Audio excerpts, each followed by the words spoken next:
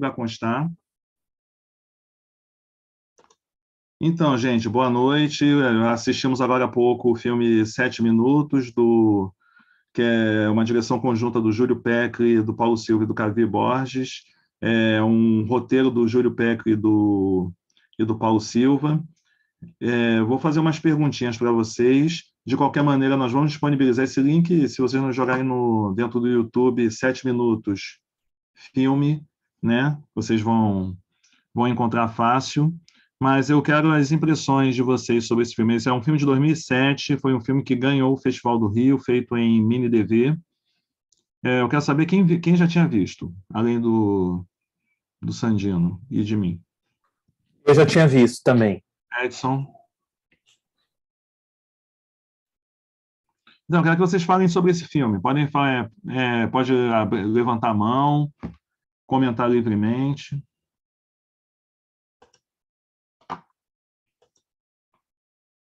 Vou abrir o chat aqui para ver os comentários também. Gente, sem timidez, passem suas impressões sobre o filme. O que vocês acharam? Vocês sentiram? Para mim ficou muito a questão do... Fiquei impressionado com a câmera ali na arma, né? Deu como se eu tivesse com a arma na mão, sendo levado por...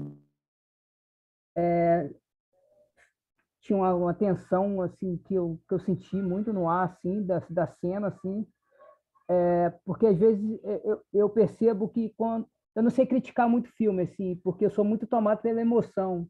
Eu não sei se isso é um defeito exatamente de quem está assistindo, e não sei se é isso que você quer, Clementino, mas eu sou levado muito pela emoção assim, vou vendo o filme e isso vai crescendo. Então é a melhor coisa.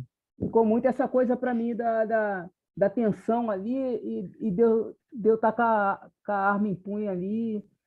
E o final ali é muito surpreendente, né? Porque os caras deram uma... né? Tipo, estavam ali de brabo que iam fazer acontecer, e no final me surpreendeu aquele final ali que já sabemos aí. Sim, Ingrid levantou a mão.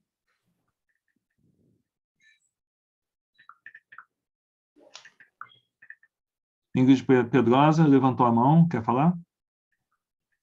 O telefone está dando Sim, ruim. mas estou ouvindo. Estava. Caiu. Caiu? Próxima da fila, quem quer falar? Edson. Oi. Esse filme eu tinha assistido já. Obrigado, Cleis, por esse revival. Eu acho muito interessante. Esse filme surgiu, se eu não estou enganado, naquele boom de produções feitas, embora ele não tenha sido feito com aparelho celular, numa época em que não se fazia coisas com aparelho celular e nem câmeras fotográficas, né? Ele surgiu nesse boom do digital, né? O digital surgiu, né? A galera que só fazia coisa em VHS ou em Super V, quem não tinha condição de fazer em película. E aí surgiram as mini DVs. Surgiram as mini DVs e na garupa das mini DVs vieram os celulares ainda, né? Não era smartphone, ainda era o celular mesmo, né? N95 e aqueles outros. E mostra esse momento, assim, essa efervescência da galera produzindo com esses equipamentos portáteis, e me chama muito a atenção essa estética dessa imagem aparentemente suja, né? Sem muito aparato de iluminação, mas que traz aí um aspecto muito cru daquela realidade. E é um plano sequência, né? Isso também é algo muito interessante, é um filme inteiramente sem cortes, e ao que me parece não é um falso plano sequência, ele realmente é um plano sequência, né?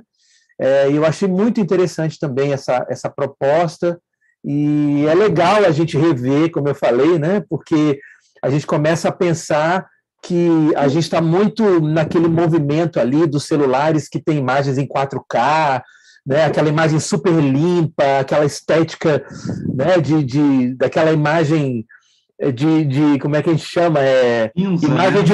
Aquela imagem de propaganda de televisão nas lojas americanas, né? Você passa em frente à loja americana, tá lá aquela imagem lindona, em 4K, e de repente a gente vê um aspecto aparentemente sujo, mas assim traz um lado real, vamos dizer assim, né? Um lado que tem também uma poesia em cima dessa estética. Enfim, achei muito legal ter revisto. Então, rapidinho, antes da Ingrid falar, só ler aqui os comentários, porque eu acho que tem umas coisas interessantes para puxar o gancho logo. Cadê? Diana não, é aqui. Brenda. Não tive a sensação de estar em um jogo de realidade virtual. Rodrigo. Eu fiquei impressionado com o retrato da naturalidade dos moradores da comunidade em meio a essa situação de violência também naturalizada. Esteticamente perfeito, minha curiosidade foi o desafio de produção. Já vamos falar disso. Josiel.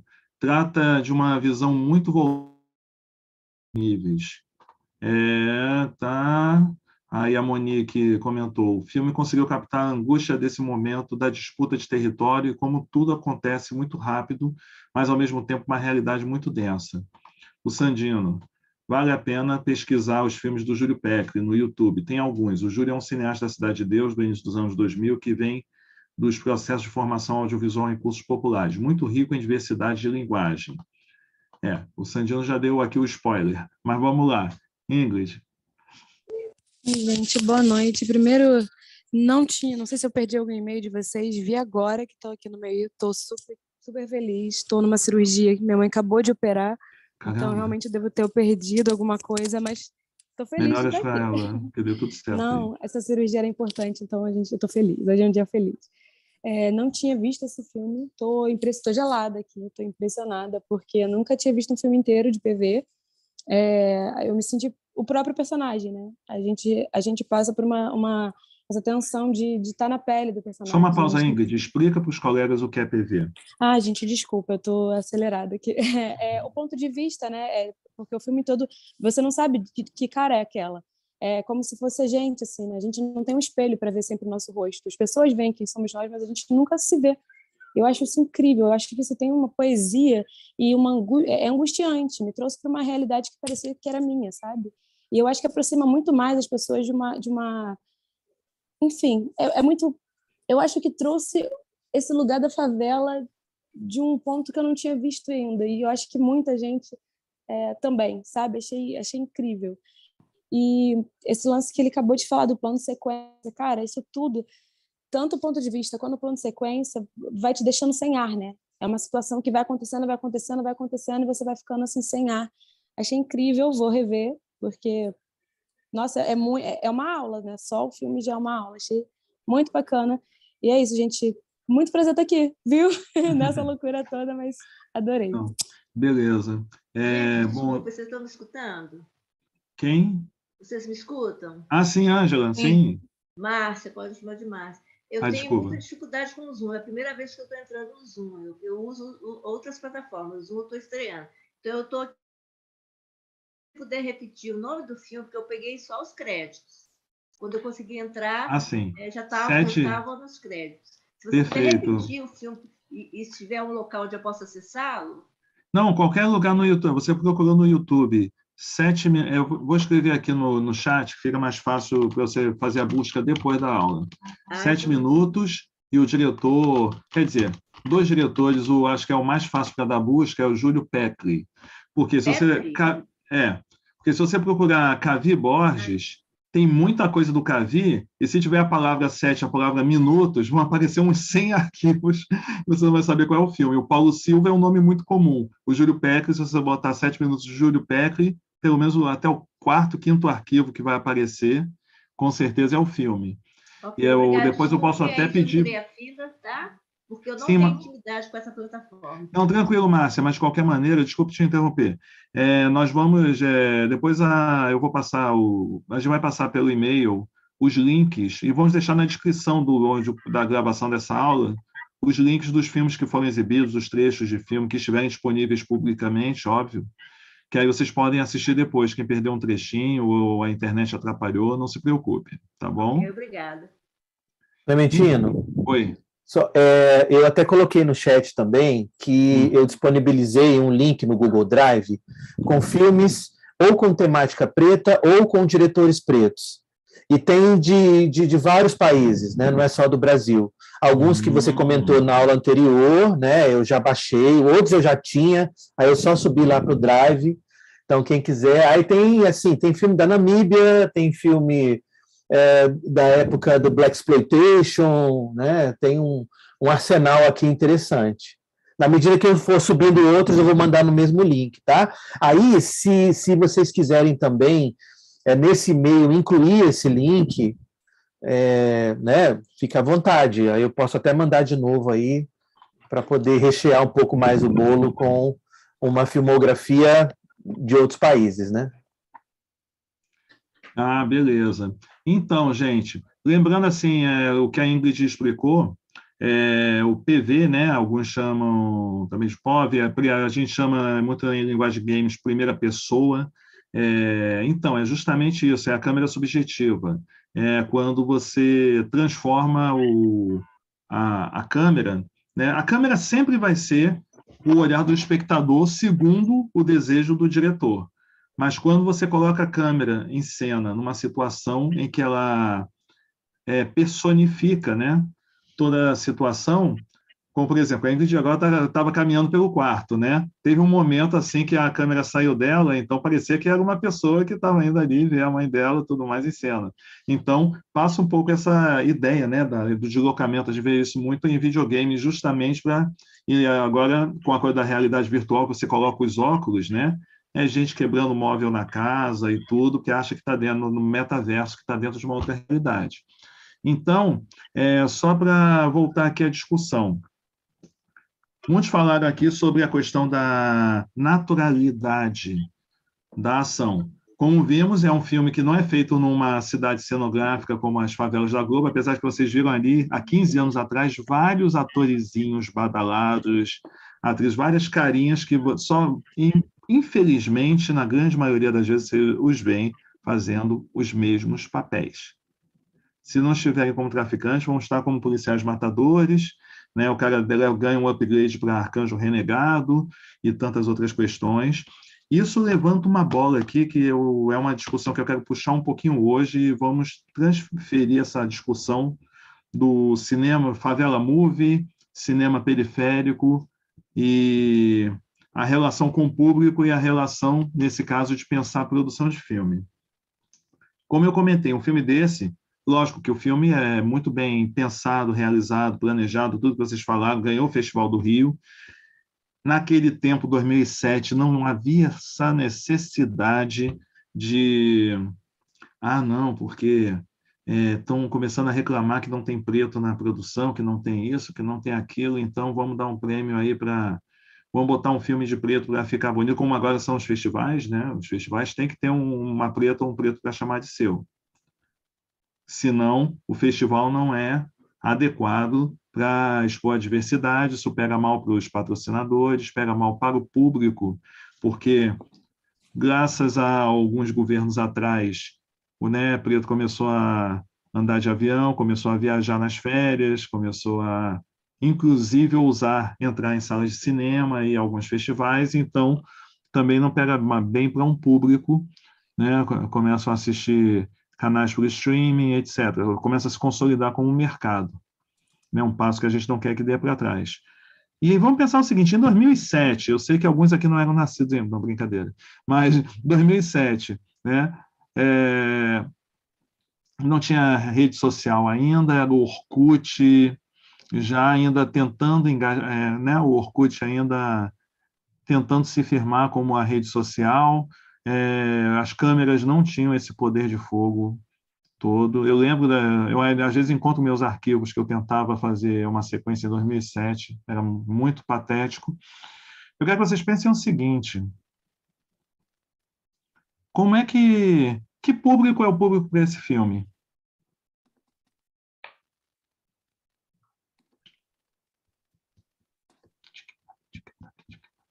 Isso foi uma pergunta.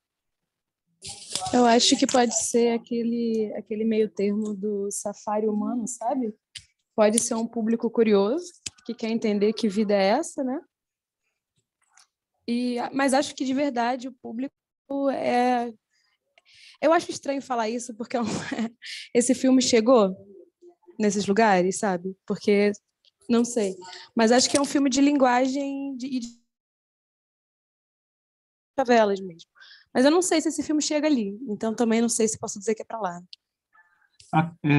De memória, não chegou com a mesma frequência, mas chegou em várias favelas. Chegou porque... Depois eu explico por quê. Os esquemas de difusão. Mas quero ouvir mais vocês aí. Clementino, pode repetir a sua pergunta? Eu perdi aqui um. Qual é o público para um filme desse pensando o ano de 2007? Ou talvez pensando até o público de hoje.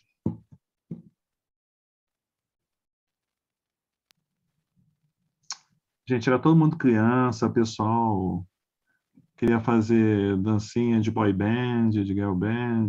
Era todo mundo novinho. 2007... Posso fazer uma observação também?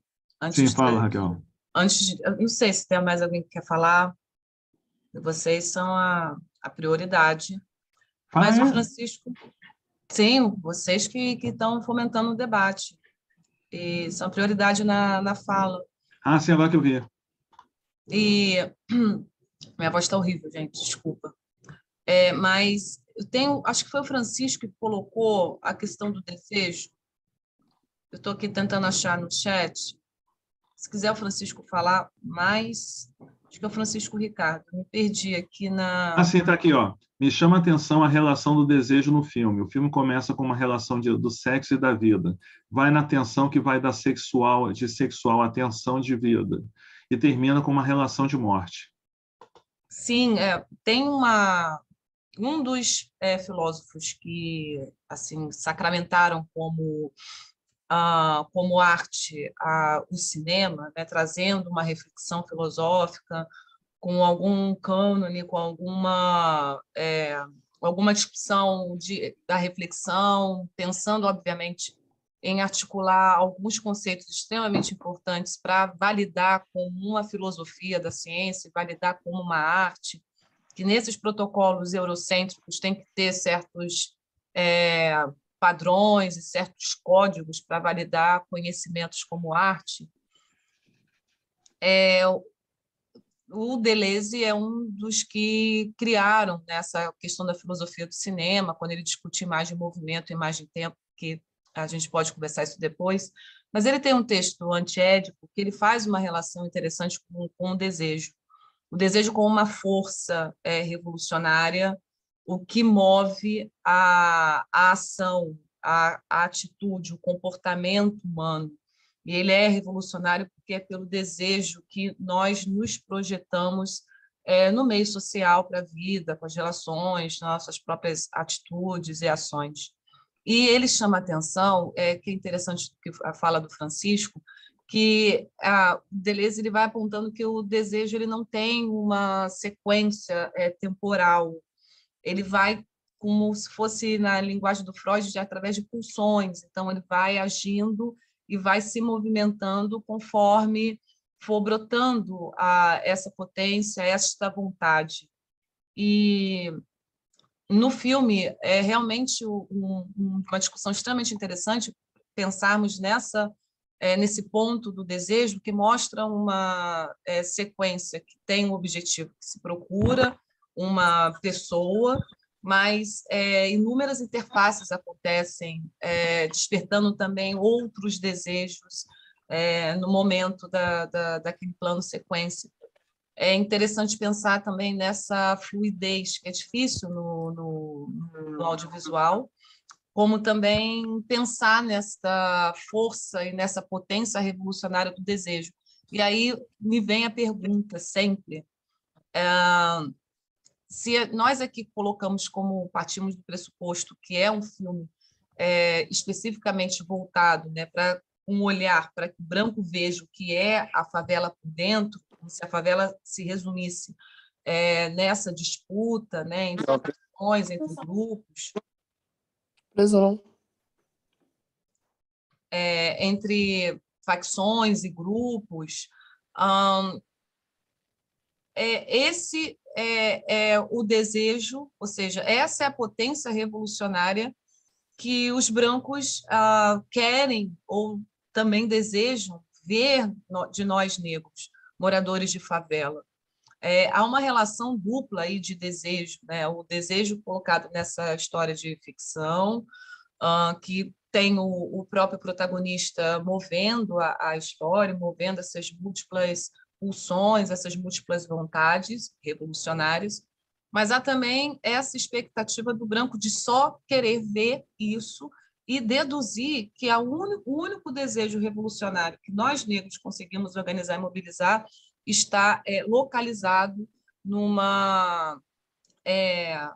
território localizado, associado, obviamente, nesse território à violência crua, como algumas pessoas falaram aqui do termo, há uma realidade que também acho que mencionaram aqui no chat, mas que vamos debater essa realidade, né? Só tem 99% da população da periferia que está aí fazendo passinho, que está aí fazendo batalha de rima, que está trabalhando, né, de uma maneira extremamente informal, super explorada, com uma condição difícil de vida, mas que tem as crianças que estão empolgadas com a escola, tem o cachorro correndo.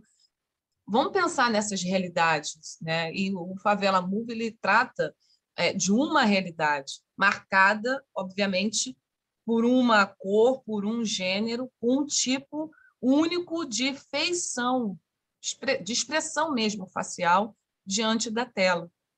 Então, é interessante, o Francisco trouxe esse insight, se o Francisco quiser falar um pouco mais, dessas potências revolucionárias, e até que ponto, mais uma vez, o cinema negro, nós precisamos falar dos nossos filmes, mas não tem como mencionar como que eles vão nos ler quando fazemos os nossos filmes, ou quando eles fazem os nossos filmes, e de acordo com que eles nos entendem. São essas interfaces assim, que vale a gente dialogar também. Solta a provocação. Se o Francisco não for falar, o Josiel também pediu a palavra. Dou-lhe uma. O dedo escorregou no touchscreen. Dou-lhe duas. Alô. Então vai, Josiel. Vai lá. Galera, talvez aí eu seja um pouco mais cascudo aí em termos de idade, mas eu vejo esse filme, é muito interessante, né, que são recursos que os jovens adquiriram assim em um período muito difícil, né, mas que ele soube muito bem expressar o seu ponto de vista assim, em relação ao que ocorre nas comunidades. Isso me faz lembrar muito do Cinema Novo, né, do Glauber Rocha, e quando ele começa a trabalhar no Terra em Transe, o Diabo e Deus e o Diabo na Terra do Sol. Então são alguns filmes que me trazem assim uma lembrança, né, da realidade nua e crua que aquele povo nordestino sofria, e que tinha um protagonismo muito focado na sociedade que não era amparado pelo Estado, né? E dentro desse olhar, ele vem também no mesmo processo em que a comunidade não tem nenhum amparo, ele se torna o quarto poder, né? Digamos assim, o quarto poder dentro de uma comunidade que não tem nenhuma estrutura que foi dada a ela. Até porque eu conheço bem a fundo a formação da Cidade de Deus. Tive parente aí que mora ainda dentro da região e como foi formado desde o princípio lá da favela da Praia do Pinto. Minha tia morava na Praia do Pinto, foi expulso de lá, queimaram tudo e ela foi para Cidade de Deus. Mas eu não quero falar sobre essa história, quero falar sobre o filme em si. Então, o filme ele mostra aí muito bem que é uma denúncia, né? Ele parte do princípio de uma denúncia de como a população da região vive e sobrevive dentro de conflitos internos e externos, né? Onde o protagonista maior que está ali é quem vive no dia a dia, é que tem a história nas mãos para contar como ele vive. Tanto que tem aquele filme que ganhou um Oscar, Parasita, né? Ele se inspira dentro de uma realidade social em que o próprio capitalismo ele vive. E aí acaba... Tem alguém entrando aí. Então ele vive dentro de uma nua e crua. Então é muito interessante. Eu vejo esse filme aí como em 2007, que eu ainda não tinha visto, um recorte social assim brilhante, né? E aí é interessante estar assistindo esses e outros que venham assim fazer parte dessa coletânea aí que você está apresentando e da denúncia que eles assim fazem. Valeu. Ou até do anúncio, né, como diria Paulo Freire, né, não apenas da denúncia. Então, vamos fazer assim, eu vou, contradizendo a Chimamanda, né, que vou fazer vou contar a história única. Posso comentar, que é a história Clemens? Hã? Posso fazer um comentário, Clemens? Desculpa te cortar, minha má educação, que a galera vai acabar se acostumando. Não sei se é o que eu vou falar agora, mas vai lá. Ah, é? Será que eu... Não, é porque... Tudo bem, gente. Prazer estar aqui com vocês. Estou bem feliz mesmo. Eu tenho incômodos com esse filme hoje, né, cara? Uhum. Eu tenho incômodos, inclusive, com outros filmes que eu participei, assim, nesse processo. Porque é de um momento de fazer cinema popular, da galera que vem da favela, que estudou cinema, a gente começou a estudar a escola popular, que a gente não estava pensando muito o contexto em relação ao que a gente estava fazendo, né? Uma análise mais profunda. A gente estava muito interessado em botar para fora a linguagem que a gente estava aprendendo, as linguagens que a gente estava estudando, e uma compreensão do cinema como narrativa, como linguagem mesmo, assim, numa lógica clássica de cinema branco dominante, né? Então, a gente vai produzir o filme que a galera branca, que a galera de mercado que quer ver, que se espera que a gente produza, né? A Favelado vai retratar a sua realidade. Então, a realidade que a gente vai retratar é a realidade dura que a gente vê no jornal todo dia, é a realidade que nos incomoda o tempo todo, assim. E aí não tem muito como fugir disso, né, cara? O Júlio, ele veio um pouquinho antes de mim, assim, a gente conviveu muito junto, né, cara? Eu cheguei a filmar com eles aqui na Cidade de Deus também. E a gente vai começar a refletir sobre isso muito lá na frente, né? E a gente vai um disparador fundamental para a gente refletir. Tem 2 pontos de reflexão. Um primeiro ponto de reflexão ali, e esse filme é pós isso, é o Cidade de Deus, porque o Cidade de Deus é um filme que gera incômodos muito grandes em alguns realizadores de comunidade, sobretudo na galera da Cidade de Deus.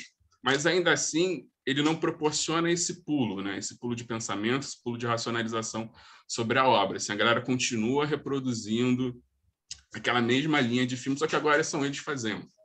Nós somos fazendo e tal, não sei o quê. E tinha essa coisa da veracidade. Né? O maior incômodo com Cidade de Deus, na real, é uma lógica de veracidade, que aí a gente pode discutir ficção, e, enfim, que eu até acho que não cabe, embora o filme tenha sido vendido no primeiro momento como um retrato real da coisa, aí eu acho que tá a merda e tá o principal incômodo da galera. Agora, tem esse segundo momento de discussão sobre essa produção, que eu acho que é quando vem o projeto do Cacá Diegues, que é o 5 vezes Favela, e aí vira 5 vezes Favela agora por nós mesmos, no processo ali de discussão da própria galera, mas que ainda assim ainda era uma reprodução do que se espera, né? do que uma branquitude, a galera clássica, um cinema hegemônico espera que os favelados façam e sigam fazendo. Enfim. Mas eu só queria colocar um pouco essa observação, porque está tão distante, né? Eu fiquei olhando, falei, caralho, 2007, realmente.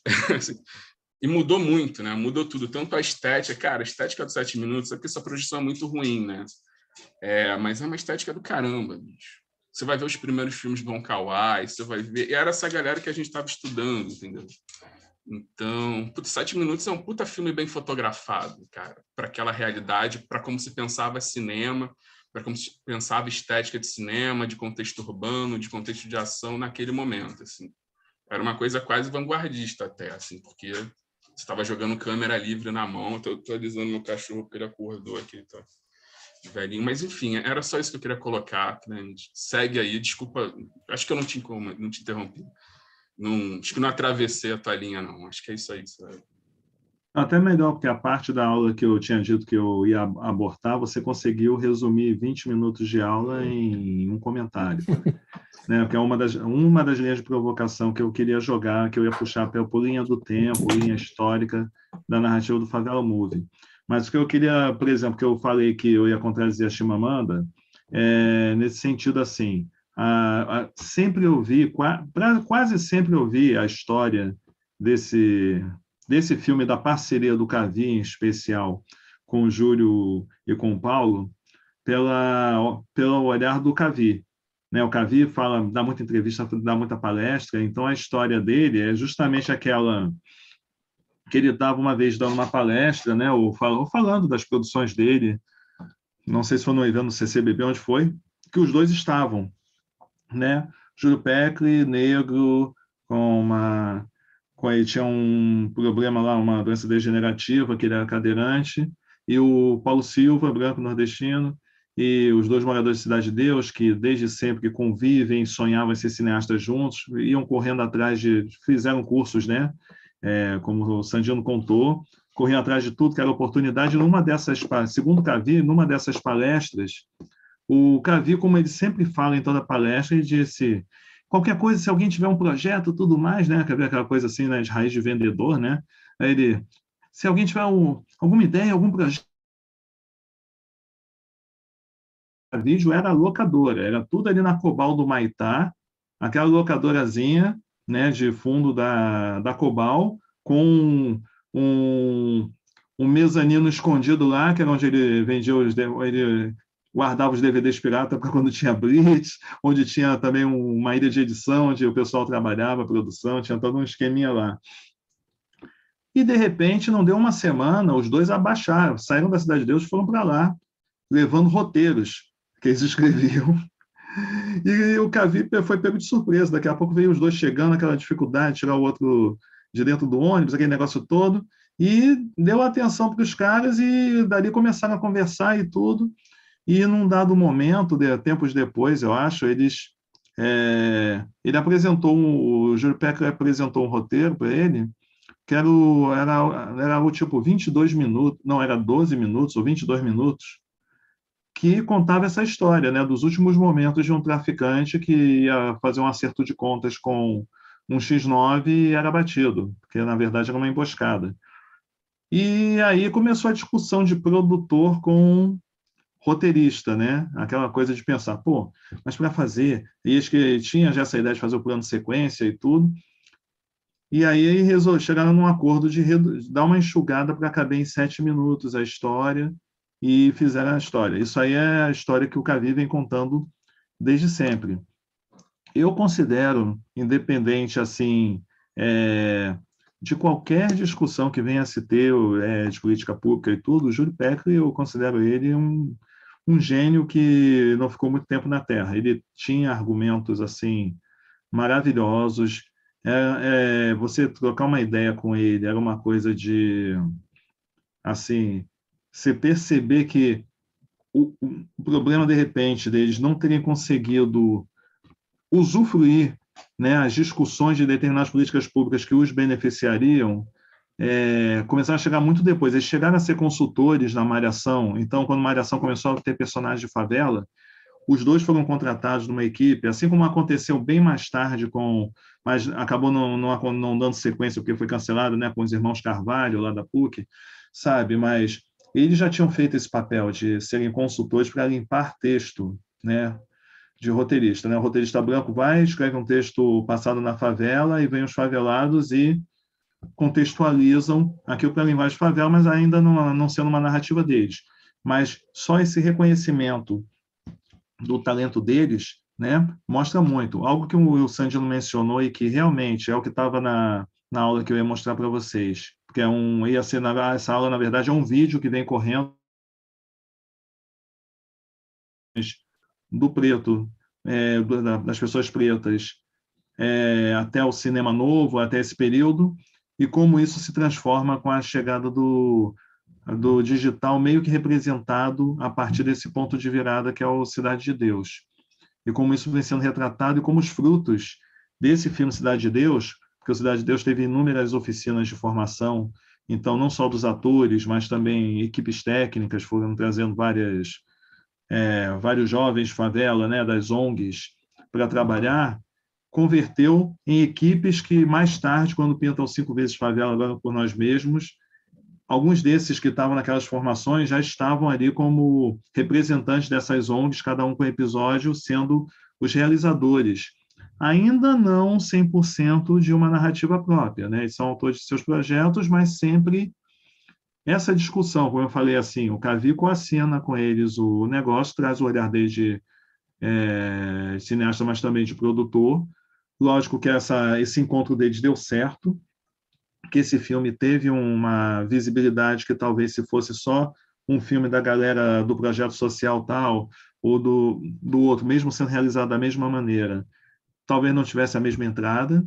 Então, é pensar como é que o mercado joga na hora dessas representações. Eu quis fazer essa provocação, a princípio, a partir do cinema do Favela Movie, né?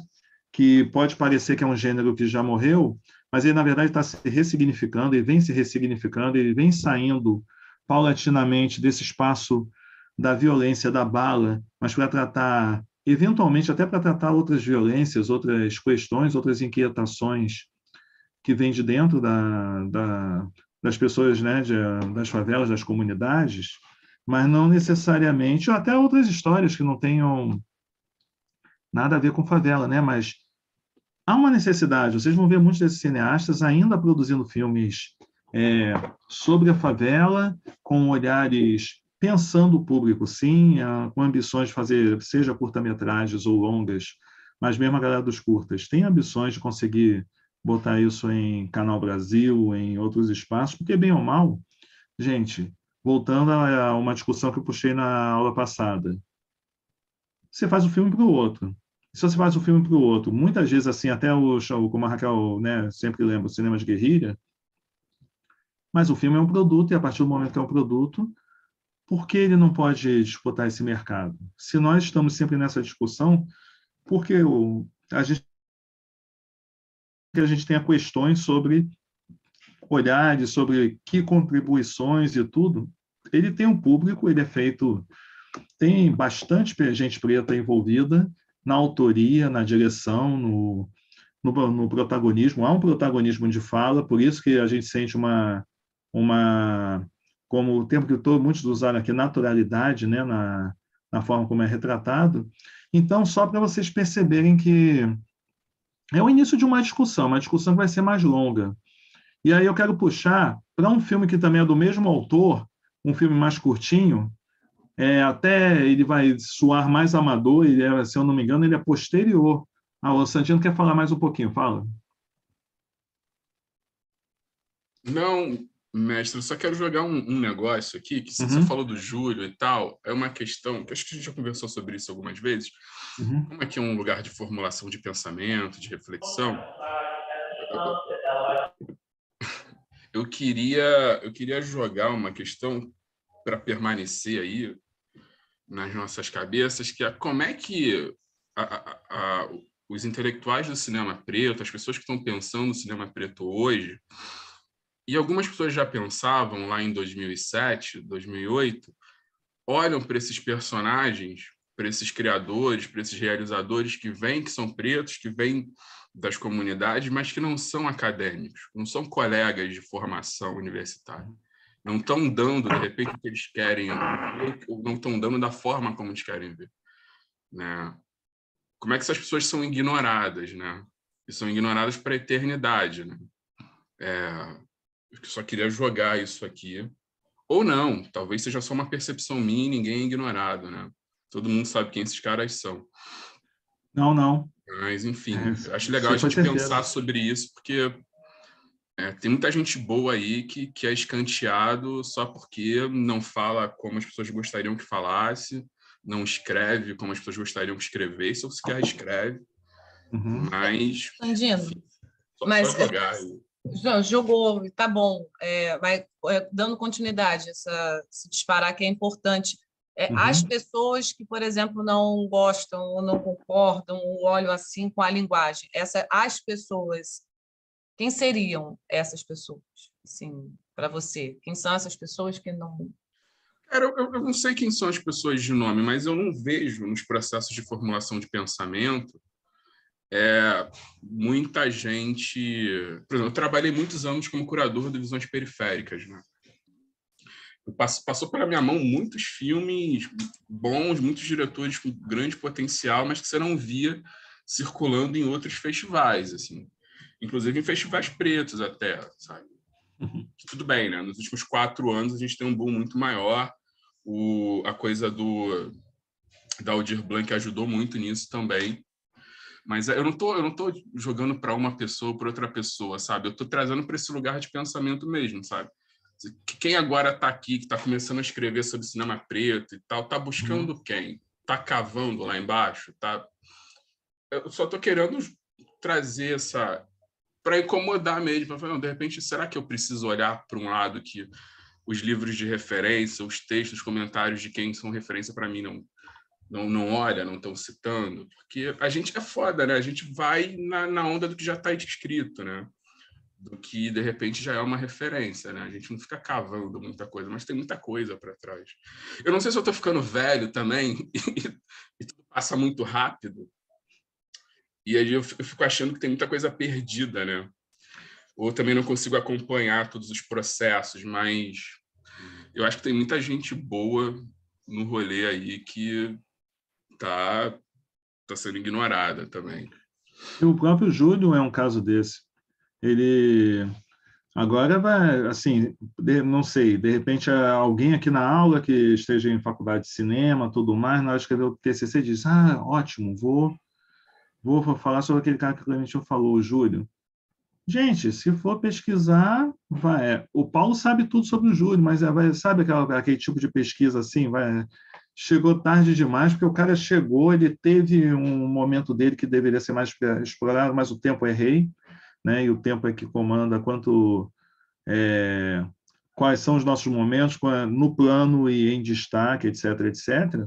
Mas é isso, é muito mais fácil você pegar quem é o hype, porque existe um hype, inclusive por cineastas de favela que conseguem um destaque tão breve quanto aconteceu já com o Júlio ou com outros anteriores, né? Muitos dos que aparecem no filme, né? Luciano Vidigal tem feito uma produção que você pode achar que ele tem muita influência, muitas outras influências que não seriam, etc., que ele fala muito de cinema europeu e tudo mais, que ótimo.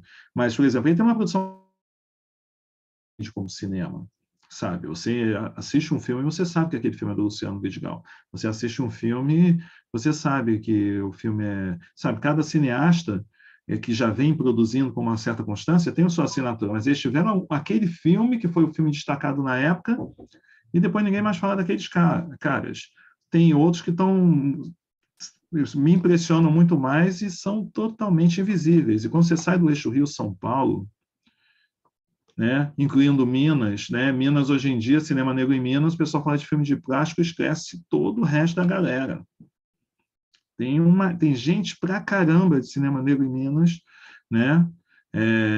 Temos um grande representante do cinema negro capixaba aqui, o Edson, que tem seu pioneirismo também e tudo, né? Mas sabe, tem uma invisibilização sobre tantas outras figuras e você está certíssimo, André.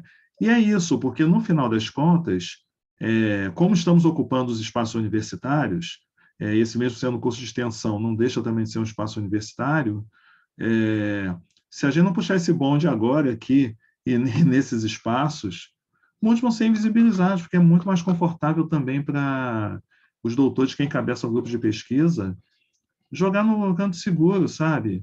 a Yasmin Tainá estaria acessível a, sabe, a galera que marcou seus gols recentemente, estão ali acessíveis, tem um volume absurdo de entrevistas, você pode jogar o caminho de pesquisa para qualquer lugar, entendeu? Mas daqui a uns 10 anos, ninguém sabe quem é. Sabe na geografia, sabe na cultura, sabe nos outros lugares. Cinema, ninguém está me pesquisando. Agora, tese TCC sobre mim tem algumas, mas no cinema nenhuma. Vai ter uma em breve, que eu soube. A menina veio lá do interior de Goiás, me pesquisar sobre o Atlântico Negro. No Rio, ninguém está interessado. Tranquilo, estou de boas. Né? Mas é isso, cara. A história, no final, vai ser relatada, né? O pessoal vai buscar direto no banco de tese da CAPES. E aí já viu, né? Elaine, pode falar. Boa noite. Boa noite, todo mundo.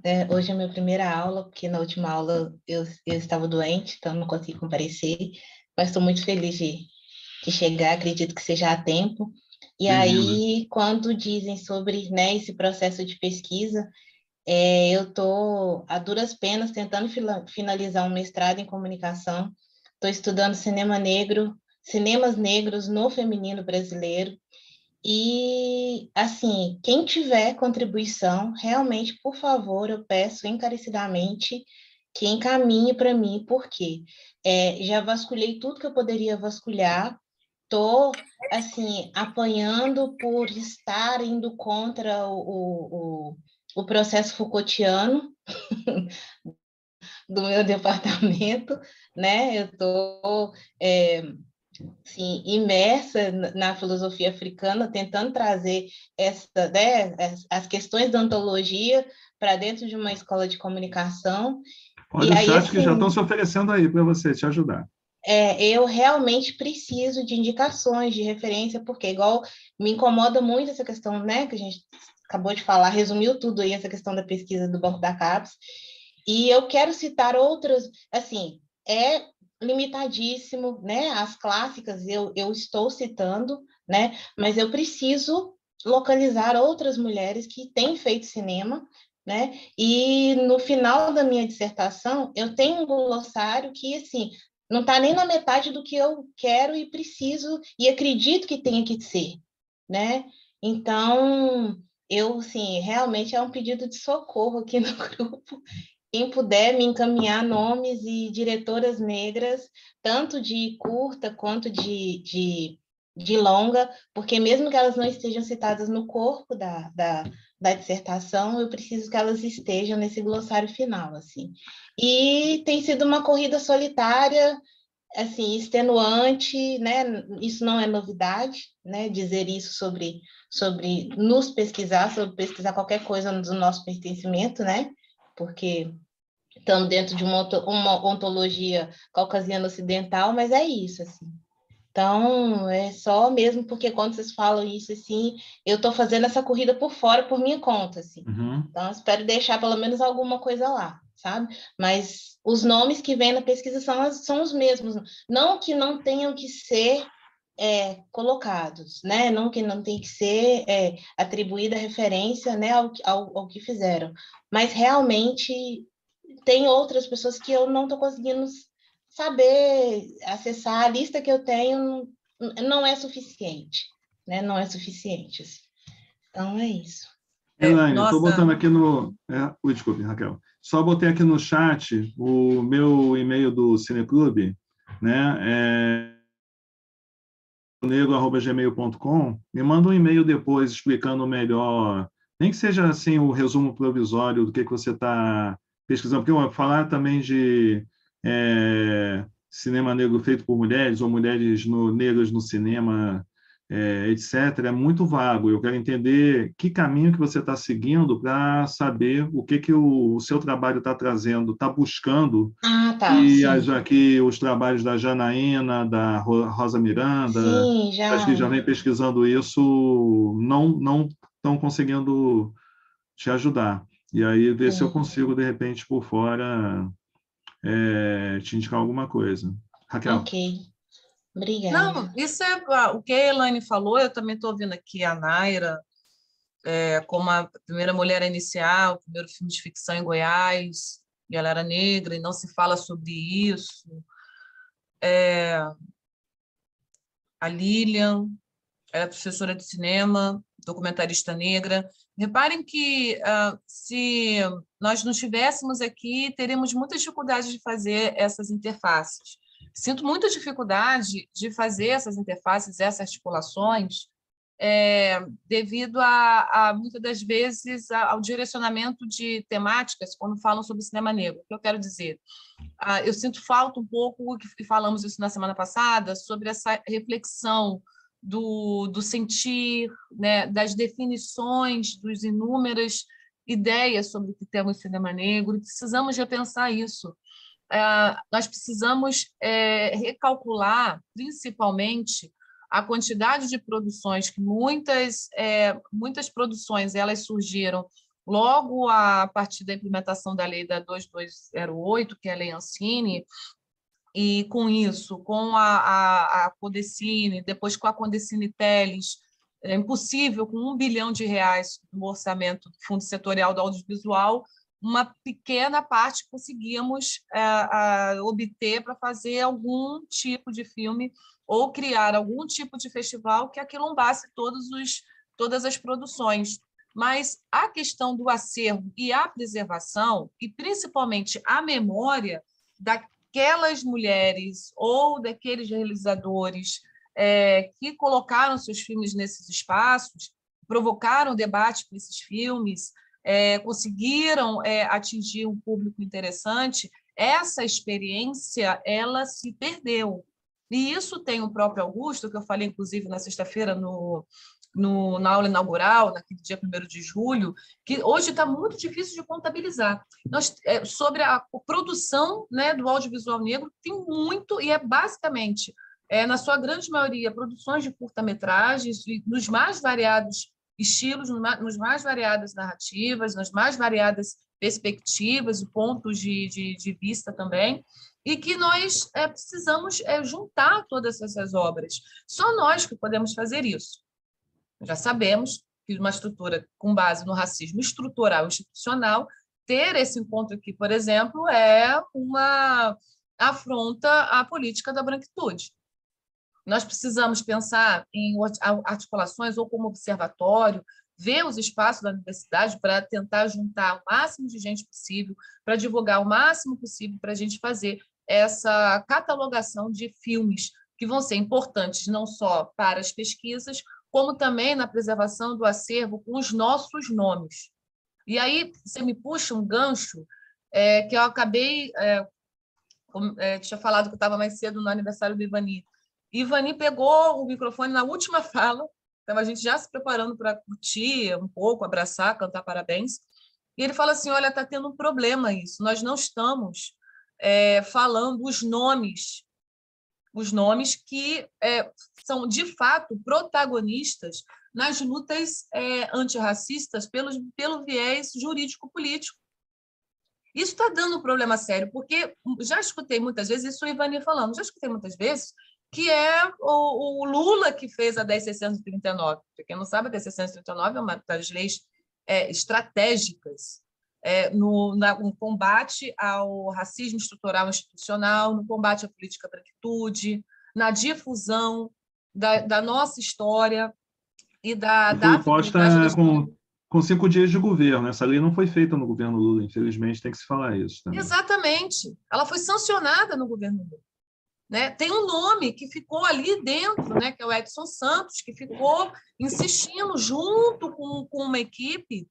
Né? Tem uma discussão que se inicia com essa lei da 10.639 no MNU, que surge em São Carlos. Sabemos desses detalhes dentro da história do movimento negro, que é no movimento negro que impulsiona um protagonismo extremamente relevante que vai impactar nas políticas sociais, nas políticas públicas, no geral. Né? O dogma feijoada, e a gente pode aqui fazer alguma crítica aqui, acolá, da personalidade, da característica, porque o que nós escutamos muito, tanto de pretos quanto de brancos, sobre as nossas características, sobre o nosso jeito de ser, sobre as nossas personalidades, mesmo a gente fazendo com os protagonistas que implementaram o Dogma Feijoada, mas aquele documento tem uma força que revela uma certa conjuntura, uma ambientação que foi extremamente favorável para os movimentos do audiovisual negro impulsionarem por propostas dentro dos municípios e dos estados por ações afirmativas. No espaço da cultura, sabemos esses nomes? E a Ivani fala, né? Nós mesmos temos também esse problema de colocar a 10.639 foi Lula. Né? Na verdade, ela foi só ascensionada, ela foi criada ainda no Fernando Henrique. Né? A LKO, né? A gente tem um nome, mas se a gente pega, por exemplo, a de cotas, então, assim, tem todo um protagonismo que realmente nós não reverenciamos ou não valorizamos, mas também falta aquilo que Ivani falou, falta também uma história documental sobre essa perspectiva um pouco mais reflexiva sobre o movimento negro, os movimentos negros no Brasil, nessa envergadura que vai trazendo uma linha temporal que impacta efetivamente nessas políticas quando elas entram no campo do Estado.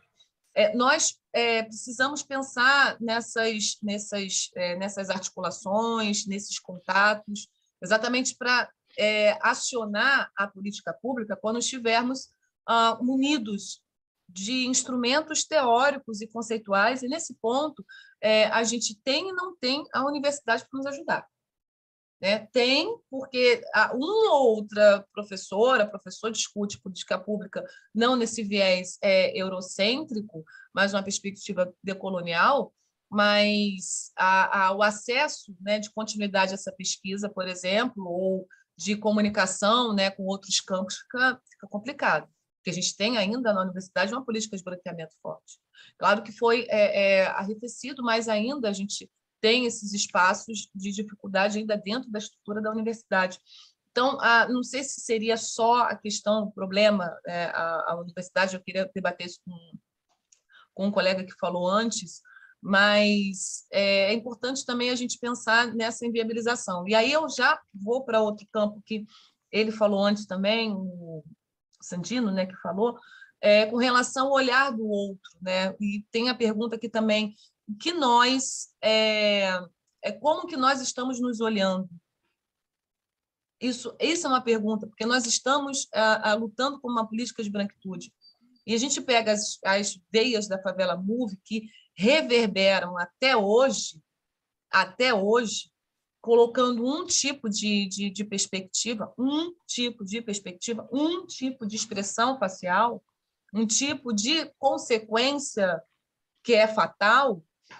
A gente se pergunta de por que, então, nós, hoje, né, por que nós vamos escrever ou filmar, né, nesse campo que muito mais nos coloca numa condição de violentos, uma condição de medo, né, de terem medo, e é estratégico, o movimento negro, as pessoas terem medo da gente, esse medo e essa violência é uma externação, mas é exacerbação de racismo, e os brancos têm o desejo, né, de ver a gente sempre com essa mesma narrativa. E a gente tem que pensar, quando a gente tiver que fazer essas narrativas, de que forma a gente vai abordar a questão da violência, que na telejornal nós estamos completamente vinculados a essa figura, a essa expressão. Nós somos completamente atropelados, assediados, nós sofremos racismo, injúria em todos os espaços que a gente for, espaços brancos. Há uma estratégia que nós, como cinema de guerrilha, como movimento de aquilombamento, como fala a Adélia, um movimento de ajuntamento, que precisamos de repensar estrategicamente se vale a pena a gente escrever sobre isso no nosso ponto de vista. Isso é uma questão que eu coloco. Mas isso é uma reflexão, né? Então, acho que eu falei demais também. Gente, só vou pedir assim, a Emily levantou a mão, mas vamos tentar também manter um foco. Sempre que surgirem assim, esses pedidos, etc., Beleza, mas a gente marca assim um chat depois, porque eu só estou com medo de não conseguir cumprir a meta de hoje, porque o tempo é curto para um monte de coisas que a gente ainda vai falar ao longo do curso, e vamos voltar, inclusive, nesses assuntos que estão sendo solicitados agora. Emily. Oi, Emily. Oi, Mentira. Primeiro, desculpa, gente, eu tô zero apresentável, porque eu peguei Covid e, enfim, eu não tô dando muito conta de assimilar as coisas, mas eu posso esperar depois também para poder fazer minha manifestação, não tem problema nenhum. Mas é sobre o assunto que está sendo comentado? Enfim, eu ia apenas acrescentar um ponto, né? Enfim, vou tentar ser bastante sintética, então, já que já paramos, né? Eu queria, em conexão com o que todos os colegas colocaram, né, de como que a gente pode ter esse olhar para o cinema, né? Eu estou fazendo essa reflexão agora no meu projeto de pesquisa, no mestrado, que envolve discutir cuidado e afeto no cinema negro, né? No cinema, principalmente, de mulheres negras. Mas acho que um desafio que eu estou vendo na minha pesquisa é como... A minha pesquisa é muito mais na estética, na questão da estética, do que da questão das políticas públicas, né? Do contexto da economia política, da produção cinematográfica. E também não é exatamente na produção de discursos, mas mais pensando em linguagens mesmo. E é um enorme desafio, né? Quando você vai pegar o que a gente tem de referência para falar de linguagem cinematográfica, que a gente tem de referência, de onde que parte os parâmetros sobre linguagem, até uma discussão mais ampla ainda para falar sobre estética, é tudo muito dentro de uma racionalidade embranquecida, né? Então, eu estou tentando flertar com outras perspectivas sobre isso, mas entendendo também o desafio que é fazer isso, né? Porque não é como, enfim, o cinema em si, assim como a escrita já é por si só são linguagens construídas no bojo da colonização, então é um desafio. Mas ainda assim, como que a gente pode hackear essa lógica, né? Eu tenho falado muito de hackeamento, como que a gente pode hackear essas perspectivas, inclusive até, Clementine, talvez você, em algum momento, não sei se a gente vai ter espaço para isso, mas discutir que outras noções de estética, de beleza, de apreciação a gente pode ter. Até estava recorrendo a um texto, a outros textos, a outros autores, a outros filósofos da arte, para pensar outras leituras. Tem alguns autores, inclusive, que falam que não existe discussão sobre estética em África, porque não existe essa ideia de apreciação. Então, é muito desafiante, né?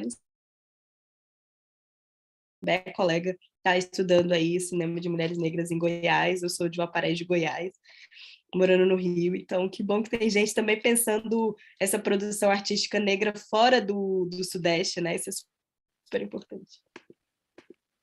Então, não tem problema, essa questão melhoras para você aí, porque essa doencinha é um porre, mas eu vou responder já puxando o segundo videozinho do Júlio Peckley, que eu queria puxar para a segunda etapa da aula, que eu acho que vai ser o início da resposta da provocação que eu quero fazer. Aí é um videozinho de 5 minutos, chamado Eu Não Ganhei Esse Edital. E ele tem como eu falei, você gera um naipe de estética, qualidade, linguagem, nos 7 minutos. E aí, esse vídeo faz parte de uma leva de vídeos que ele e o Paulo Peckley fizeram. Na época, às vezes eles faziam com o Cavi, às vezes eles faziam com o Marcelo Yuca. Eles tinham eu esqueci o nome, era, sei lá o que, de filmes baratos. Então, eles tinham uma série de produções assim que eram feitas bem na linguagem de guerrilha. Então, vou exibir, que eu acho que ele introduz um pouco alguns assuntos, e aí eu já faço a provocação na sequência. Preciso do seu e-mail, pois estou... sim, eu botei lá atlanticonegro@gmail.com. Beleza? Vou compartilhar.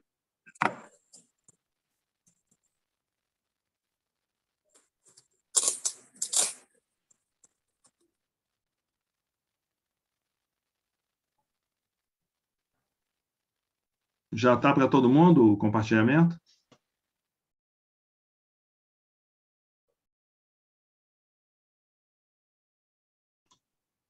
Pronto, voltei. Então, gente, esse filme, por que eu botei esse videozinho e falei para a Emily que ia ser uma meia resposta? Porque a ideia que esse filme traz é do que a gente veio debatendo desde o princípio, né? O quanto que você fica formatando o seu roteiro, suas coisas para a expectativa de um formato, de um padrão, de como você encaixa nessa gavetinha. Você faz cinema negro, você faz cinema periférico, você faz cinema dissidente, né, o LGBTQIAP+, mas você, na verdade, está tentando atingir a empatia daquela pessoa que não faz parte da sua identidade ou não entende a sua identidade, que de alguma maneira, mesmo que entenda, está respeitando uma burocracia, está seguindo aqueles critérios que foram estabelecidos pelo edital. Então, aqueles critérios têm qualidade de escrita, tem experiência da produtora responsável, tem uma série de fatores que, no final das contas, o que vai ter menor peso vai ser justamente a qualidade da história que você está contando, porque não é isso que eles estão buscando. Estão buscando aquelas mesmas histórias White People Problems, aqueles filmes que de Magic, cor só tem o nome, né? É Black Magic, mas tudo cinza, né? Eu já estou com um asco de filme cinza, ainda mais porque temos uma história de que nossas peles nunca foram adequadas para a configuração das películas, para a configuração dos sensores, para a configuração das câmeras. Aí, quando chega o digital, eles transformam todo mundo em azul. Parece que a gente está no Avatar, né? Então, antes os pretos ficavam azul porque tinha um padrão de fotografia noite americana até com a luz do sol, né? Para quem não sabe, noite americana é aquele filtro que eles colocam que grava o negócio de tarde, né? E coloca aquele filtro azul para parecer que é madrugada, que é noite, que não tem luz. E há tanto tempo mostrando aquilo que a gente já começa a se convencer. Agora tudo parece noite americana. E a gente vai engolindo, porque é tudo mercado. Aí, ó, marrom acobreado na pós-produção, exatamente. Quando eu vejo o filme todo lavado, já me dá uma agonia, porque, de uma certa maneira, se a gente já debate, até nas discussões identitárias mais sérias, mais profundas, o não debate, o colorismo, imagina quando você coloca todos os padrões de preto, inclusive os brancos, na mesma cor. Porque, na verdade, é isso que acaba acontecendo, né? Tirando os traços e o cabelo, tem filme que pessoa mais preta do que eu aparece com a mesma cor da pessoa mais branca que está aqui nessa sala. Bem bizarro.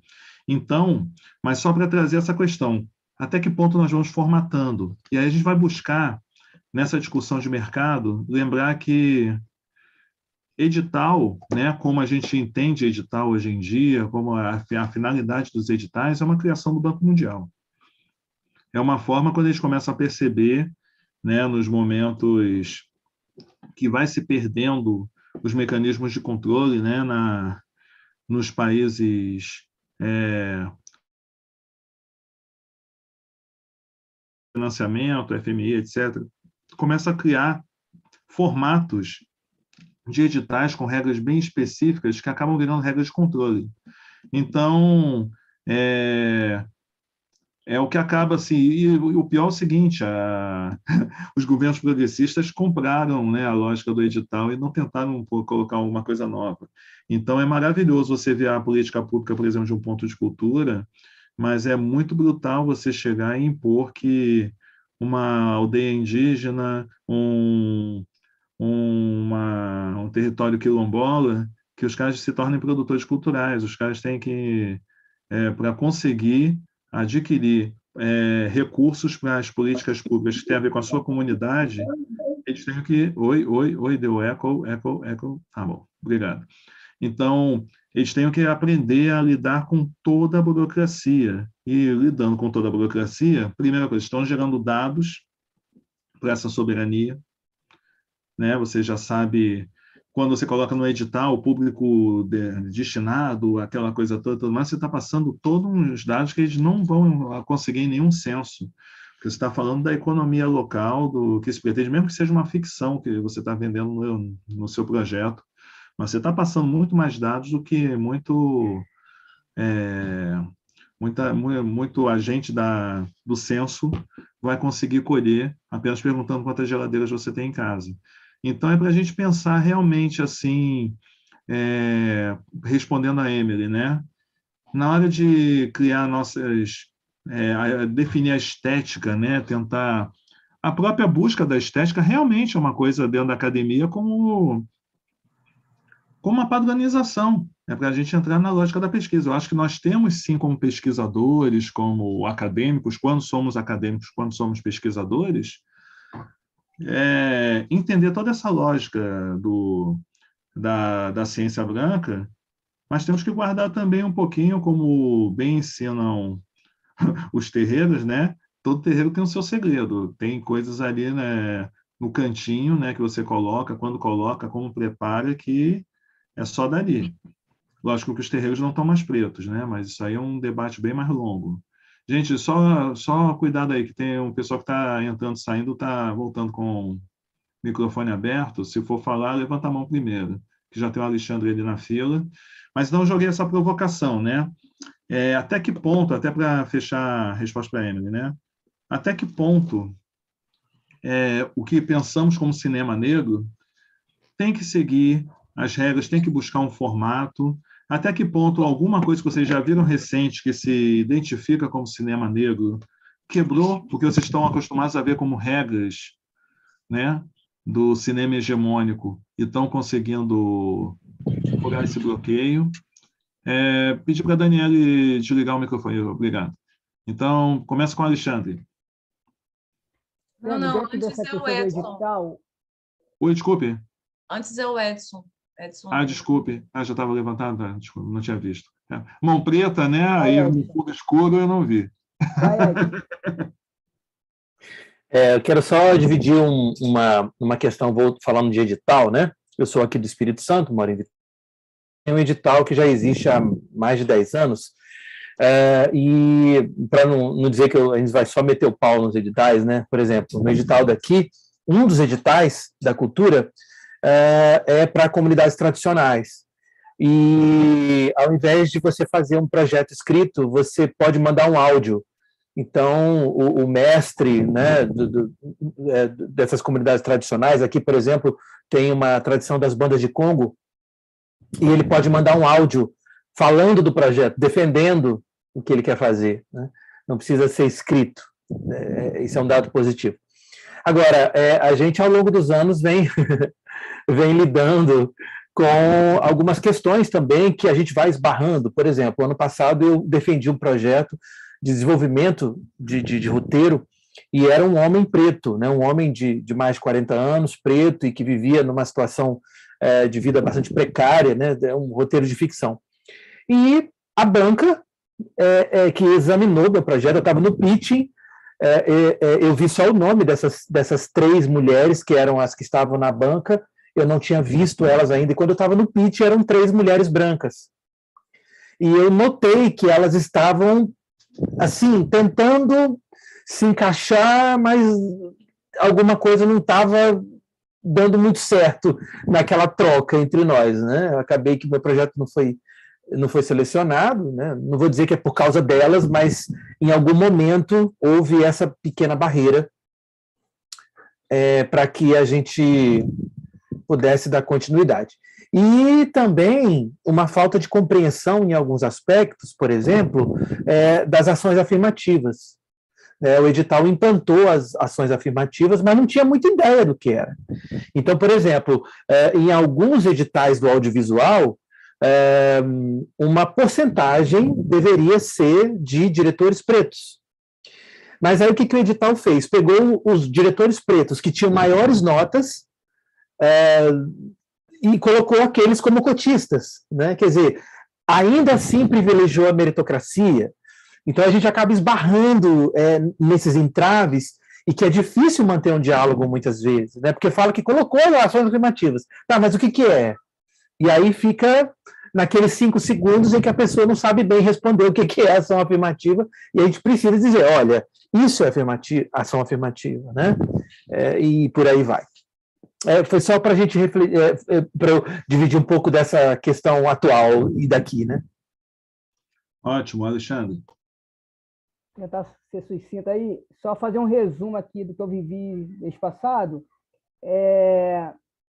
Participei de um edital onde a chamada era para pessoas pretas e periféricas, e aí 60 foram escolhidos desse grupo na primeira seleção, na segunda seleção caiu para 9, e depois ficaram dois selecionados, cada um no valor de 15 mil reais, edital dos 15 mil. O que eu quero trazer aqui é o seguinte, ver que o valor, talvez para a periferia seja baixo, seja um bom valor, talvez, ou de repente, mas eu vejo editais aí fora que o valor não chega lá 200 mil para cima, né? Então, sempre estão fazendo um filtro com a periferia, dando um valor dessa monta e tal, e aí eu fico questionando se isso é um filtro exatamente para a gente cair nessa de entrar nesses editais e ficar limitado a essas coisas, sabe? E aí me chamou muita atenção, a amiga aí falou de hackeamento, chamou muita atenção a fala de uma das pessoas da banca que falou assim, não, aqui a gente vai aprender, nós vamos aprender juntos, sabe? Ou seja, como se ela fosse pegar o meu processo, aprender e depois vender isso para outro lugar. Me passou essa sensação, e eu não só estou levantando essa parada aqui, que talvez eu esteja vendo a coisa de um modo errado e poluído. Ao mesmo tempo, eu não sei se é meio que uma armadilha hoje no mercado para a gente. Se preocupa não, Alexandre. A cada pessoa desse projeto vai ganhar 15 mil para aprender junto com vocês, que vão ganhar 15 mil para fazer todo o filme. Não se preocupe. É assim que a banda toca. Essas produtoras filtram a grana, mas aí isso é um debate mais amplo. Eu não recomendaria esse edital para ninguém, mas cada um sabe, né, onde o calo aperta, qual é a urgência e tudo mais. Francisco? Oi. Estão escutando? Sim. Não, eu só queria dividir mesmo. Eu sou do Amazonas e lá a gente tem uma relação de editais em que exatamente acontece essa situação. Todos os editais precisam ser... Você tem que preencher um cadastro online para você participar de um edital, sendo que boa parte das comunidades ribeirinhas do interior não tem acesso à internet. E aí acaba que quase, assim, pouquíssimas pessoas passam nesses processos, porque já exclui uma gama enorme de pessoas só pelo modo como o edital é proposto. Assim. E acaba que também tem essa relação de para quem é esse público, né? No Amazonas a gente tem uma relação de existir cotas para projetos indígenas, mas não existem cotas para pessoas negras. Então acaba que cria uma invisibilidade enorme sobre pessoas negras na Amazônia e a gente acaba não sendo contemplado em nenhum espaço. Assim, né? A gente não chega em lugar nenhum, não consegue ocupar os espaços. Existe uma luta para tentar construir uma relação de cotas, mas é isso, assim, tipo, a forma como eles são estruturados é para a gente não participar, é para a gente ficar do lado de fora vendo. Infelizmente, alguns editais eles não fazem interiorização e, quando fazem, eles não entendem como é que é a dinâmica para cada um poder se inscrever. Isso quando não acontecem os produtores caça-níquel, né, que eu já em vários editais, tanto no do Espírito Santo que eu já fui, né, o Edson sabe, né, que tem aquele cara que vai em 4, 5 cidades, ele praticamente formata o mesmo projeto, só trocando o nome e o endereço do destinatário. Né, os valores são os mesmos, chega a ser vergonhoso, esquece até de trocar o nome na hora da planilha. É bem complicado, isso acontece no Brasil todo. Isso acontece no Rio. Também fui parecerista da Aldir Blanc aqui no município do Rio, nesse mesmo layout. Exatamente, eles não têm pudor. E aí complica. Rosiane? Olá, boa noite. Falando aqui de Alagoas e Fala só um pouquinho mais alto que... é uma situação muito parecida, tá me ouvindo? Situação parecida com dos colegas, assim, em relação... A gente está num processo de um edital, porque conseguiram arrumar 6 milhões para um filme do Cacá Diegues, sem edital. E isso a gente está batendo de frente em relação a isso. Mas, por exemplo, o Estado, eles fizeram pela Audiobank, que rolou uma questão de cotas, né? E sendo que agora, nesse edital, meio que tudo que foi conseguido, né, eles estão descartando, assim, essa relação de mulher, de pessoas negras. Acho que um avanço que a gente tinha conseguido nesse edital, isso não está sendo bem visto, assim. Há um processo de interiorização, mas sem pensar nesse peso de cotas para as pessoas da periferia, pessoas negras. Então, a gente tem esse processo de uma descontinuidade de coisas, assim. Tanto não vira lei, eles meio que fazem ao meu prazer, assim.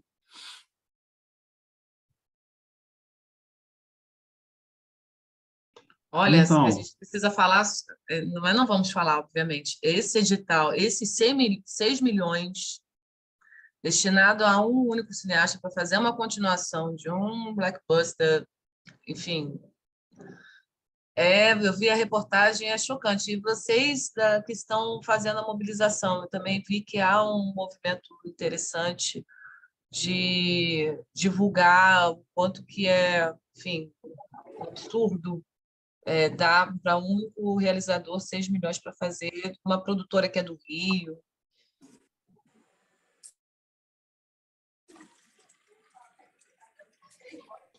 Ah, tá, pensei que ia concluir. É lamentável. É lamentável o que está acontecendo, né? Porque eles vão ficar 5, 6 milhões e a gente que lute, né? Mas isso, gente, é bem histórico. O Edson vai lembrar uma vez lá que o Márcio Garcia baixou com uma produtora gringa para fazer um filme de tiro, porrada e bomba lá no Espírito Santo, pegou uma grana violenta na época que nem tinha edital, e até hoje eu pergunto para ele se ele viu o filme ou se alguém lá viu o filme, porque parece que o filme foi feito, foi lançado, comeram dinheiro e ninguém viu. Então, e mesmo que tenha visto, né, não é um filme que correu o circuito. Então, e a gente sabe, inclusive, que ainda tem a outra ponta depois, que é a distribuição. Mas isso tudo a gente vai falar, temos ainda mais 10 encontros para debater esses e tantos outros assuntos. Mas como estamos nos encaminhando para os últimos 20 minutos do encontro, primeira coisa, está querendo fazer assim uma primeira rodada com vocês, né? Porque a gente não teve, até pelo volume de alunos, né? Uma rodada formal de apresentação. Eu não quero que seja assim, eu vim daqui e tudo mais. Eu gostaria que vocês, quem quiser, é uma coisa assim, espontânea, né? Que cada um chegasse aqui se apresentando como se fosse um pitch, né? Cada um ter 30 segundos, até de 20 a 30 segundos, para se apresentar, vão se levantando a mão, se inscrevendo e vão falando aqui, mas vocês têm que se apresentar a partir da descrição de uma cena cotidiana de vocês. Vão pensando aí numa cena cotidiana de vocês. Não precisa ser uma cena, estou afirmando um cinema negro. Eu quero uma cena cotidiana de vocês, que possa ser descrita verbalmente em 20 a 30 segundos. Raquel, quer começar? Eu? Estou aqui escrevendo. Fala. Eu quero. Começa aí, Tiliane. Tiliane, começa. Pode ser? Pode. Já perdeu 10 segundos, vamos lá. Tá contando. Pronto. Já. Eu vou abrir aqui a câmera. Aqui eu uma aula do Centro Cultural do Bom Jardim, de extensivo em audiovisual, e é um momento do meu cotidiano, porque eu saio do centro, do Vila das Artes, que é muito elitizado e sempre foi muito elitizado. A gente é a primeira turma mais preta que chegou até lá, e o Centro Cultural do Bom Jardim fica na periferia, 10 minutos de onde eu moro. Então, esse é o meu pitching de 30 segundos, Tília Cassiano, 29 anos, e agradecida aqui por estar no rolê. Obrigada, gente. Bem-vinda. Dei um curso online no início da pandemia lá, que eu até achei o curso bem diverso, assim, do público. Estava esperando algo mais elitista mesmo, mas foi bacana. Jefferson levantou a mão. Isso. Pode ir para a ficção, hein, gente? Vai lá. Pode começar? Louça e giz, escuta ao fundo. É para copiar? Fico pensando, eles precisam de outras coisas, precisa evoluir essa maneira de ensinar. Gente, meu cotidiano. Legal. Meu cotidiano, como vocês podem ver, esse é meu cotidiano. E, simbolicamente, vou me apresentar como se estivesse mandando áudio, porque estamos completamente vinculados a essas redes sociais. Raquel, professora, roteirista, NEPDH, APAN, NEABI. Você manda áudio assim? Bom dia, Clementina. Aqui é a Raquel. Já mando por frações, fracionado. Tá, acho... o Jefferson levantou a mão, mas acho que o Gregório já tinha aberto o microfone. Aberto meu microfone. Boa noite. Então, fecha o microfone do Jefferson, vai lá.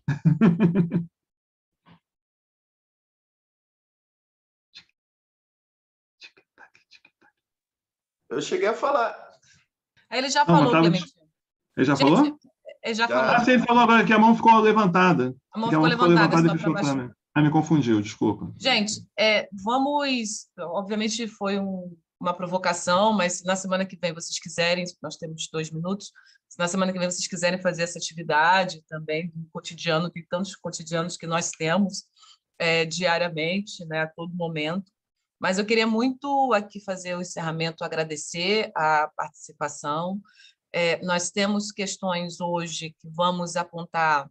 Clementina não fala assim, não, tem muito que discutir, vamos discutir. Vamos discutir. E uma coisa que eu preciso encerrar, porque tivemos debate, em que focou sobre o Favela Move, que apontou as questões dos editais, que são questões muito, muito caras para quem é afro-brasileiro e quem vive em periferia. E um discurso que nós daqui, com esse grupo que está aqui, precisamos de maneira unida construir, é o fim da naturalização.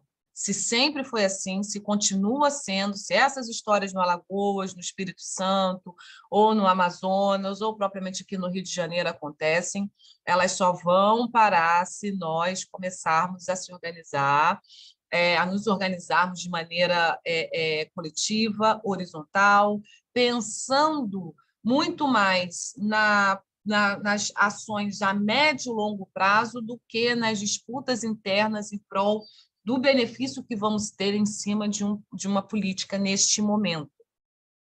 Vejam quantos anos demorou para ser implementada a lei de cotas, com problemas. Veja quantos anos a 10.639, lei CAO, quantos anos. Nós precisamos demorar anos, obviamente não, mas pensar numa perspectiva a médio e longo prazo. E precisamos, para ontem, construir os nossos acervos, criar catálogos da história do nosso cinema, repensar a estética numa perspectiva decolonial, em cima de autores, sim, que mais tem são autores que discutem a estética na ótica da filosofia africana. Nós temos muito campo pela frente, ao invés da gente só, obviamente, ter esse olhar no audiovisual, que é singular, ninguém vai ter o olhar que nós temos, mas também precisamos ter um outro lado, dividir o nosso tempo em construir ações para que elas não vão aí ao vento e a nossa memória ela seja difícil ainda de ser reconstruída nas próximas décadas. Então, deixo aqui o agradecimento eterno. Por favor, não deixe de vir na próxima semana, compartilhe o link da aula, que tem interesse em compartilhar. E nessas questões de políticas, editais e propriamente os filmes que também não for trazer na próxima semana, a gente complementa com alguns referenciais importantes, tá? Então. Professora Raquel, professor Clementino, eu estou aqui no Oeste da... Boa noite. Eu só queria deixar um pequeno aviso. Ontem eu participei de uma live aqui com a professora Nilma Gomes e ela foi convidada, né, pela Fundação Perseu Abramo para discutir as políticas públicas da população negra para colocar no plano de governo do presidente Lula.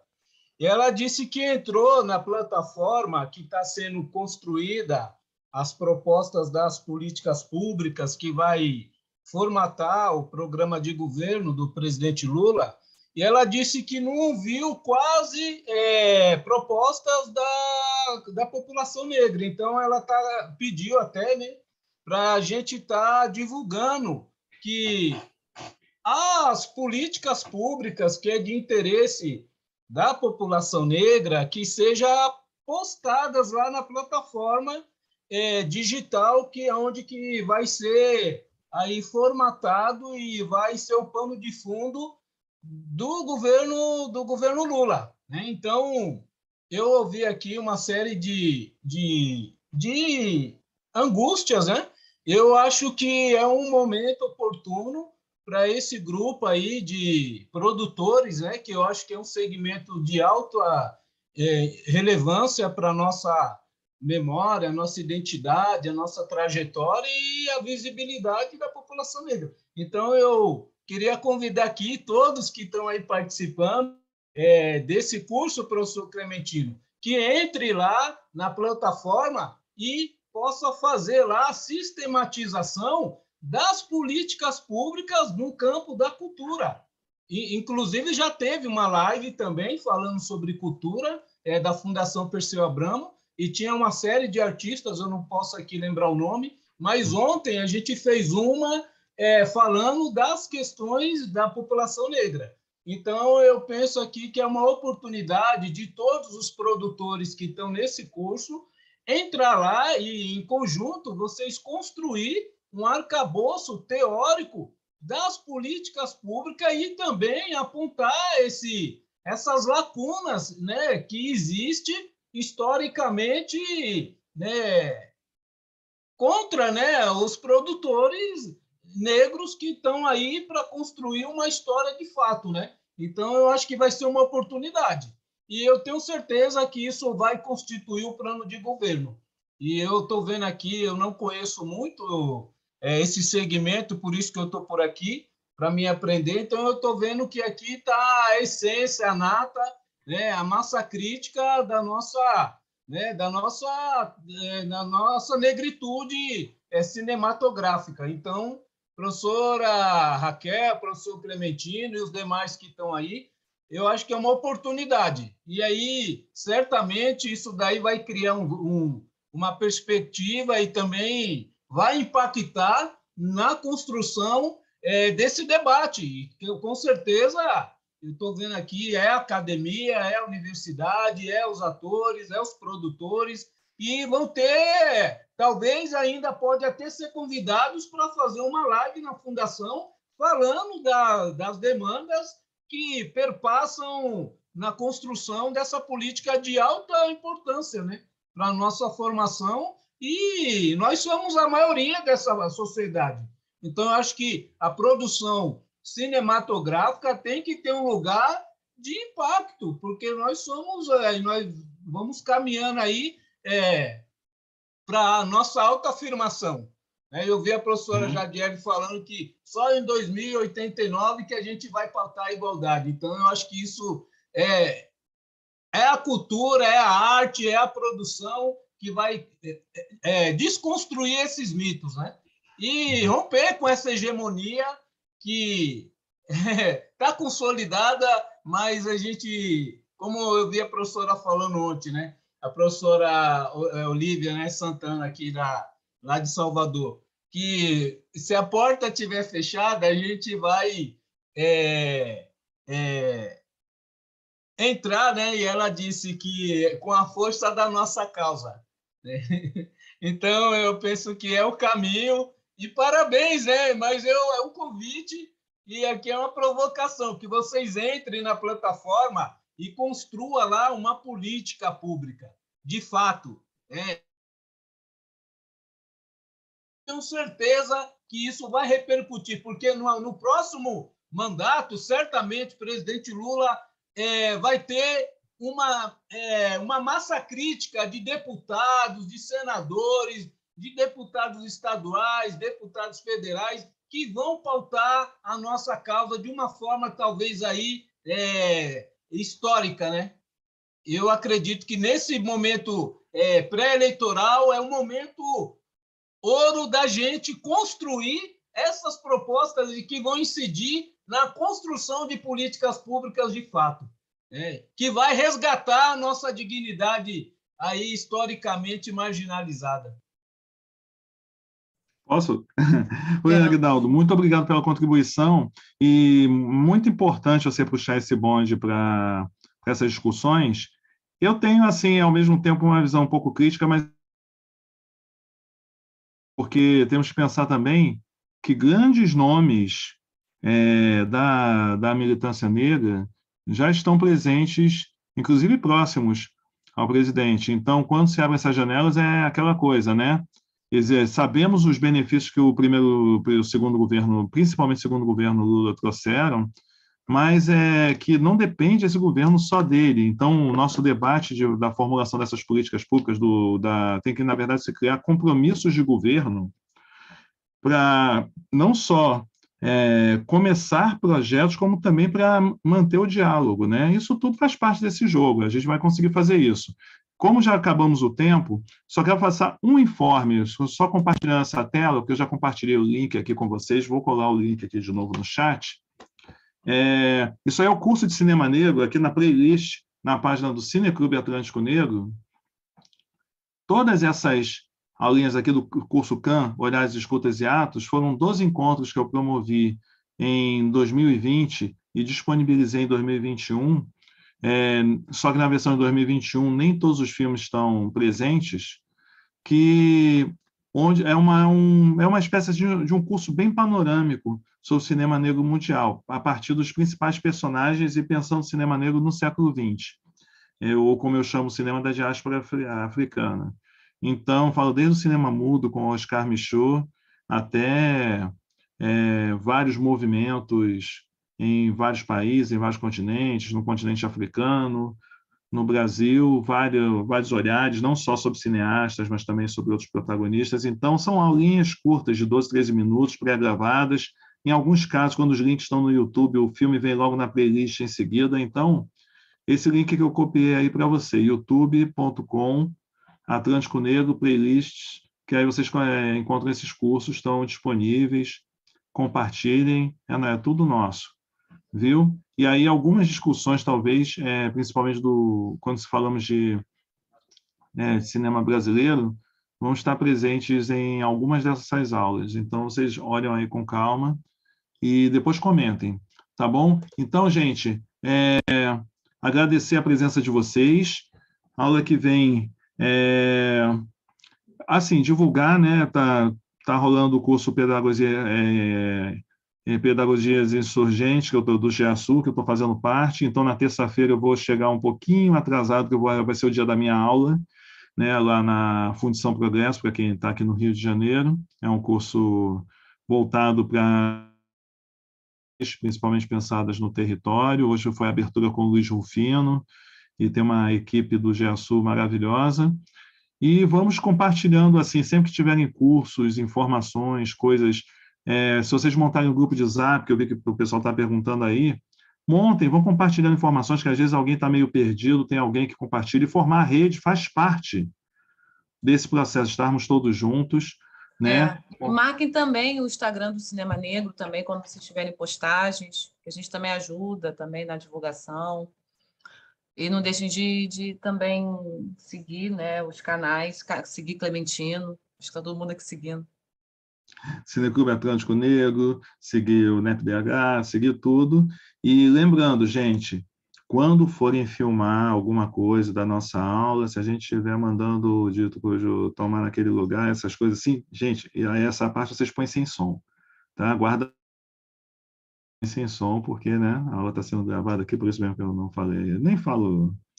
Se eu falo o nome dele 2, 3 vezes no ano, é muito assim, bato na boca logo em seguida, para não gerar baba, não gerar essas coisas, que o algoritmo não vai gerar mesmo. Então, Bom, gente, até vou desligar aqui a vem. gravação. Tchau.